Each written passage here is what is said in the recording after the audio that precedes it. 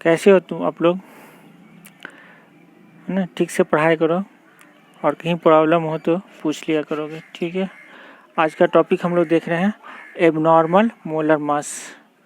Abnormal से यानी कि जो नॉर्मल नहीं है, जो बिगड़ा हुआ है। एबनॉर्मल का मानी ही होता है कि जो सही कंडीशन में नहीं है, उसी को हम लोग क्या कहते हैं, एबनॉर्मल मोलर मास। यानी कि जो मोलर मास होगा वो नॉर्मल नहीं होगा, वो क्या होगा, एबनॉर्मल होगा। उसी को हम लोग क्या कहते हैं, एबनॉर्मल मोलर मास। तो ये एबनॉर्मल मोलर मास है क्या चीज़। तो हम लोग अब तक कॉलिगेटिव प्रॉपर्टीज से मास कैलकुलेट करना सीख रहे थे। तो उसी कॉलिगेटिव प्रॉपर्टीज से जो मास कैलकुलेट करते हैं तो वो नॉर्मल मोलर मास से या तो कम या फिर ज़्यादा होती है ना। तो उसी मोलर मास को जो नॉर्मल मास से कम या ज़्यादा आती है उसे ही हम लोग एबनॉर्मल मोलर मास कहते हैं। तो the mass calculated from colligative properties is less और more than the normal molar mass. यानी कि जो मास कैलकुलेट करते हैं कॉलिगेटिव प्रॉपर्टीज से वो कम या ज़्यादा होती है नॉर्मल मोलर मास से, एंड इज कॉल्ड, और उसी को हम लोग एबनॉर्मल मोलर मास कहते हैं। The abnormal molar mass is due to association और dissociation of molecule in solution. ये जो एबनॉर्मल मोलर मास आती है इसका कारण क्या होता है, एसोसिएशन, यानी कि बहुत सारे मोलिक्यूल आपस में जुड़ जाती है या फिर एक ही मोलिक्यूल ब्रेक कर जाती है बहुत सारे पार्टिकल्स में। तो ये दो कारण है एबनॉर्मल मोलर मास के, या तो एसोसिएशन जुड़ना या फिर डिसोसिएशन आपस में अलग होना, जुदा होना, है ना। If molecule dissociate in solution, अगर मोलिक्यूल डिसोसिएट कर रही है सॉल्यूशन के अंदर, यानी कि अलग हो रही है, यानी एक से ज़्यादा बन रही है, then the calculated molar mass is always lower than actual molar mass. तब जो कैलकुलेटेड मोलर मास आएगी वो क्या होगी, एक्चुअल मोलर मास से कम होगी। जैसा कि हम लोग देखते हैं यहाँ पे पोटेशियम क्लोराइड लेते हैं हम लोग वाटर के अंदर, तो हम लोग जानते हैं पोटेशियम क्लोराइड स्ट्रॉन्ग इलेक्ट्रोलाइट होती है, तो ये डिसोसिएट कर जाती है यहाँ पे, है ना, और डिसोसिएट करके पोटेशियम आयन और क्लोराइड आयन बनाती है। तो यहाँ पे दो पार्टिकल्स हो गया। कॉलिगेटिव प्रॉपर्टी जो है वो डिपेंड करती है नंबर ऑफ पार्टिकल्स पे।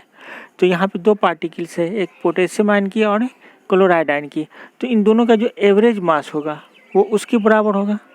अब यहाँ पे हम लोग देख रहे हैं जो एवरेज मास के बराबर होगा, लेकिन अगर ये कम्प्लीटली डिसोसिएट हो जाए तब एवरेज मास के बराबर होगा, और अगर कम्प्लीटली डिसोसिएट नहीं कर रहा है तो फिर ये क्या होगा, कम तो होगा लेकिन एवरेज मोलर मास के बराबर भी नहीं होगा ये, है ना।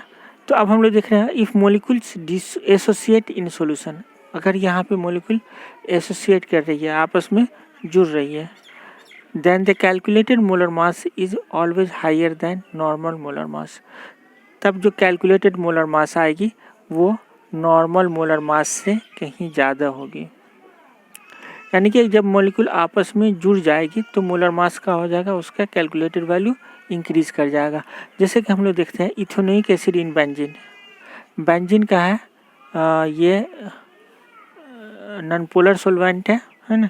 तो इथेनोइक एसिड जब हम लोग यहाँ पे बेंजीन में डालेंगे तो यहाँ इथेनोइक एसिड क्या करेगी, जुड़ जाएगी आपस में और डायमर बना लेगी। डायमर मतलब दो इथेनोइक एसिड की जो मॉलिक्यूल है वो आपस में जुड़ जाएगी, तो उसे हम लोग क्या कहेंगे, डायमर कहेंगे, है ना।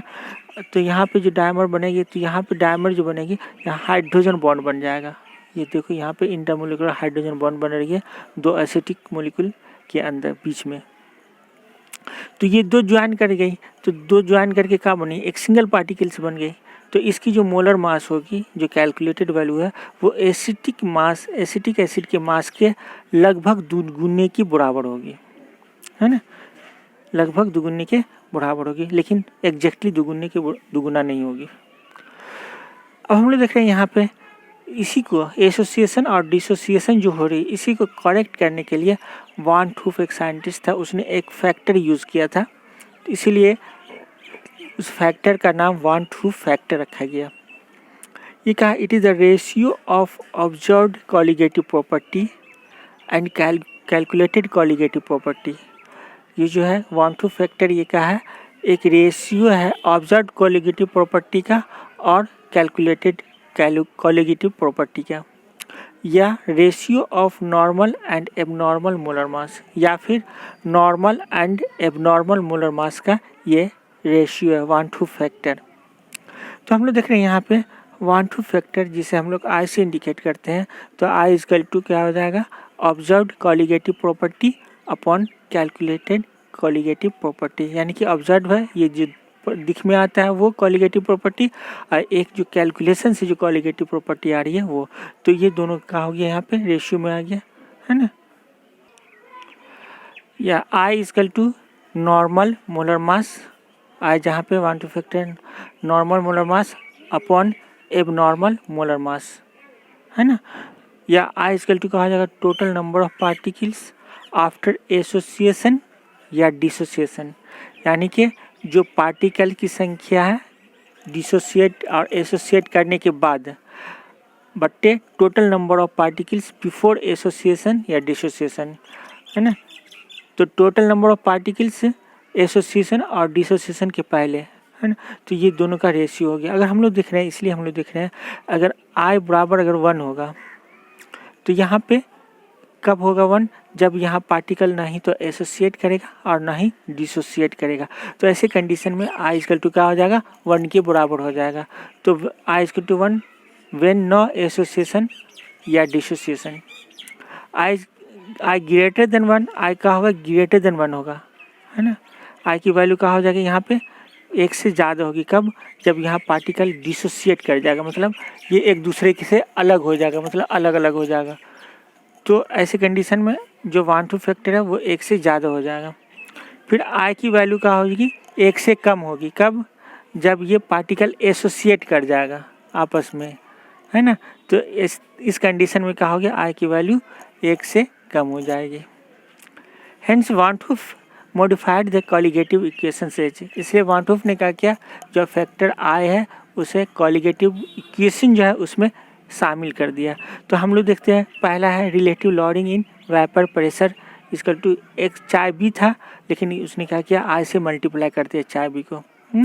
Del T B is equal to क्या हो गया आई के बी एम, जहाँ पे आई 1:2 फैक्टर है, के बी इब्लियोस्कोपिक कांस्टेंट है और एम का है यहाँ पे मोलालिटी है। Del T F is equal to का होगा आई के एफ एम, जहाँ पे डिप्रेशन इन फ्रीजिंग पॉइंट है डेल टी एफ, और यहाँ पे हम लोग देख रहे हैं ऑस्मोटिक प्रेशर जहाँ सी आर टी होता है उसने आई से क्या किया मल्टीप्लाई कर दिया। तो इससे उसने क्या किया जितना भी कॉलिगेटिव प्रॉपर्टीज है उसे आई से मल्टीप्लाई कर दिया और यही क्या हो गई मॉडिफिकेशन हो गई। अब हम लोग देखते हैं यहाँ पे from the value of i it is possible to calculate the degree of dissociation और degree of association of substances. अब यहाँ पे हम लोग देख रहे हैं जो वैल्यू आई की आ रही है उससे हम लोग ये देख सकते हैं कि कितना मॉलिक्यूल आपस में जुड़ रही है या कितना मॉलिक्यूल आपस में अलग हो रही है, मतलब जो फ्रैक्शन है वो कितना एसोसिएट कर रही है और कितना डिसोसिएट कर रही है, जिसे हम लोग डिग्री ऑफ डिसोसिएशन कहते हैं या डिग्री ऑफ एसोसिएशन। तो सबसे पहला हम लोग देखते हैं degree of dissociation. It is defined as the fractions of total molecules which dissociate into simpler molecule or ions।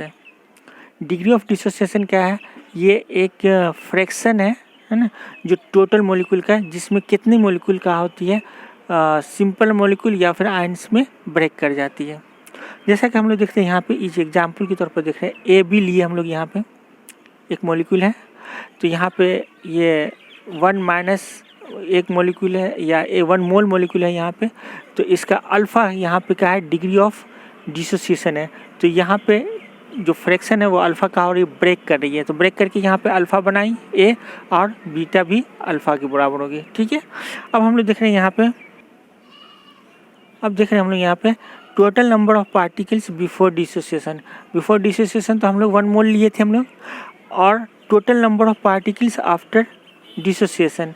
तो डिसोसिएशन के बाद का हो यहाँ पे अल्फ़ा फ्रैक्शन यहाँ पे ब्रेक कर गया और अल्फ़ा ए बना और बीटा भी अल्फ़ा बना है ना, तो हम लोग सॉरी बी भी अल्फ़ा बना है यहाँ पे। तो सब को ऐड कर रहे हैं हम लोग, तो क्या हो जाएगा यहाँ पे 1 - alpha plus alpha plus alpha, तो अल्फ़ा से अल्फ़ा कैंसिल हो जाएगा, तो 1 प्लस अल्फ़ा बच जाएगा यहाँ पे, है ना। तो आई बराबर क्या होगा 1 2 फैक्टर, चूँकि हम लोग जानते हैं आई बराबर क्या होता है 1 प्लस अल्फ़ा, यानी कि total number of particles after dissociation और एसोसिएशन। तो यहाँ पे आफ्टर डिसोसिएशन है तो 1 प्लस अल्फ़ा, है ना, और अपॉन 1, तो 1 प्लस अल्फ़ा मोलिकुल हो गई ये डिसोसिएट करके, और 1 मोलिकुल हम लोग या फिर 1 मोल हम लोग पहले लिए थे, तो आई इजकल टू ये रेशियो आ गया, है ना। या फिर हम लोग क्या देख रहे हैं alpha is equal to I minus 1, ये डिग्री ऑफ डिसोसिएशन हो गई। दूसरी तरह से हम लोग भी दूसरी तरह से और भी ले सकते हैं हम लोग। Similarly suppose 1 molecule of electrolyte gives n ions on dissociations and alpha is degree of ionization, और यहाँ पे अल्फ़ा का डिग्री ऑफ आयोनाइजेशन है। यानी कि एक मोलिक्यूल है जो n आयन्स देती है, मतलब टूट करके n पार्टिकल प्रोड्यूस करते हैं। यहाँ तो ऊपर में तो हम लोग देखे थे 2 पार्टिकल के लिए, लेकिन यहाँ पे हम लोग n ले रहे हैं, ठीक है। तो n पार्टिकल यहाँ प्रोड्यूस हो रही है। तो number of ions produced, number of ion कितना हो रहा है यहाँ पे n अल्फ़ा हो रही है, और नंबर ऑफ अनआयोनाइज्ड मोलिक्यूल जो अभी ब्रेक नहीं की है वो क्या होगा 1 माइनस अल्फ़ा। अल्फ़ा तो यहाँ 2 ब्रेक कर गई, तो 1 से क्या करेंगे अल्फ़ा को माइनस कर देंगे, है ना, तो क्या हो जाएगा 1 माइनस अल्फ़ा हो जाएगा यहाँ पे। तो total number of particles in solution, अब जो total number of particle solution के अंदर है वो क्या हो जाएगी, या दोनों को क्या करेंगे हम लोग ऐड कर देंगे। तो 1 minus alpha plus n alpha add कर दें। ऐड करने के बाद हम लोग इसे रीअरेंज किए, और रीअरेंज करने के बाद यहाँ पे क्या हो गया 1 प्लस n माइनस 1 और का होल अल्फ़ा, ठीक है। अब हम लोग जानते हैं कि I जो कि 1 2 फैक्टर है number of particles after dissociation upon number of particles before dissociation. तो बिफोर डिसोसिएशन 1 है, और आफ्टर डिसोसिएशन यहाँ पे 1 प्लस n माइनस 1 अल्फ़ा, है ना। तो अब हम क्या किए यहाँ पे अरेंज किए, और अरेंज करने के बाद अल्फ़ा डिग्री ऑफ डिसोसिएशन है वो क्या हो गया 1 आई माइनस 1 अपॉन n माइनस 1। दूसरा हम लोग देख रहे हैं यहाँ पे डिग्री ऑफ एसोसिएशन, जो कि अल्फ़ा यहाँ पे लिए गए हैं। फिर तो it is the fractions of the total number of molecules, ये भी क्या फ्रैक्शन है टोटल नंबर ऑफ मोलिक्यूल का, which combine to form bigger molecule, जो कंबाइन करके क्या बनाती है बड़ा मोलिक्यूल बनाती है ना। तो इसे हम लोग क्या कहते हैं डिग्री ऑफ एसोसिएशन कहते हैं। तो डिग्री ऑफ एसोसिएशन में क्या होता है कि फ्रैक्शंस ऑफ मोलिक्यूल, यानी कि टोटल मोलिक्यूल आपस में नहीं जुड़ती, कुछ मोलिक्यूल्स आपस में जुड़ करके और बिगर मोलिक्यूल्स बना लेती है ना। तो इन्हीं का जो फ्रैक्शन होता है वो कितना जुड़ करके बिगर मोलिक्यूल बना रही है, उसे ही हम लोग डिग्री ऑफ एसोसिएशन कहते हैं। Suppose n molecule associate to form 1 bigger molecules है, मान लेते हैं यहाँ पे n मोलिक्यूल क्या कर रही है आपस में जुड़ करके बड़ा मोलिक्यूल बना रही है, एंड एक बड़ा मोलिक्यूल बना रही है, and alpha is the degree of association, और अल्फ़ा क्या है यहाँ पे डिग्री ऑफ एसोसिएशन है। तो क्या होगा यहाँ पे एन ए, यहाँ पे ए है मोलिक्यूल है और n मोलिक्यूल है यहाँ पे, तो यहाँ पे 1 माइनस अल्फ़ा का करें यहाँ पे रिमेनिंग है अल्फ़ा का करिए यहाँ पे एसोसिएट कर रही है यहाँ पे, तो क्या हो जाएगा अल्फ़ा अपॉन n, एन हो गया हमारा, जो n का हो गया पलट करके इधर आ गया। तो total number of particles in solution, total number of particles कितना हो गया यहाँ पे 1 minus alpha plus alpha upon n, इससे रीअरेंज किए, और रीअरेंज करने के बाद हम लोग देख रहे हैं 1 plus 1 upon n minus alpha into alpha, है ना, 1 प्लस 1 अपॉन n माइनस 1 का होल इंटू अल्फ़ा। तो अब हम लोग जानते हैं 1 2 फैक्टर क्या हो जाएगा यहाँ पे number of particles after association upon number of particles before association, है ना। तो number of particles after association कितना हो जाएगा हम लोग का 1 plus 1 upon n minus 1 whole alpha upon 1, है ना। तो अब इसे हम लोग क्या किया रीअरेंज कर लिए, रीअरेंज करके हम लोग अल्फ़ा जो कि डिग्री ऑफ एसोसिएशन है यहाँ पे, तो अल्फ़ा इक्वल टू क्या हो जाएगा i minus 1 upon 1 oblique n minus 1, है ना। या फिर हम लोग इसे माइनस पलट भी सकते हैं हम लोग, तो क्या हो जाएगा 1 minus i upon whole 1 minus 1 upon n. ठीक है, तो ये हमें मिल गया। यहाँ पे चैप्टर ख़त्म होता है सॉल्यूशन, और कल यानी कि नेक्स्ट डे हम लोग कैलकुलेशन देखेंगे। आप लोग एनसीईआरटी का जितना भी क्वेश्चन है, इन टेक्स्ट क्वेश्चन और एक्सरसाइज का क्वेश्चन, वो बनाने की कोशिश कीजिए। ठीक है, और कल हम लोग मैक्सिमम क्वेश्चन बनाएंगे, देखेंगे कहाँ तक बन पाता है। तो एक दिन क्वेश्चन ही बनाएंगे। Thank you.